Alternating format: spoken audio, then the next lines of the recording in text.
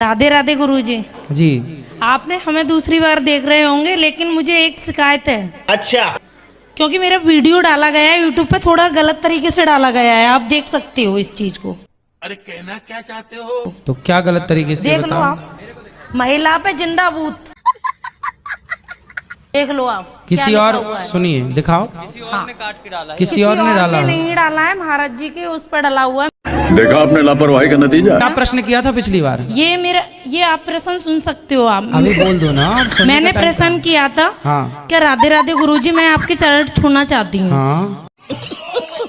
और उसमें बोला था मैंने कि कान्हा जी दिखाई देते हैं आप में मुझे। ये वीडियो मुझे मिला था, मेरे घर के परेशान हैं। तो इससे क्योंकि क्या मुझे दिक्कत हुई वहाँ पे आपको? ले जा रहे हैं। मेन चीज, मेरे क्लाइंटों पे असर पड़ रहा है। कौन है ये लोग? कहाँ से आते हैं? काहे ऐसा बोलते हो कि क्लाइंट पे असर पड़ जाए? बोला तो आपने है। मैंने नहीं बोला, मैंने नहीं बोला।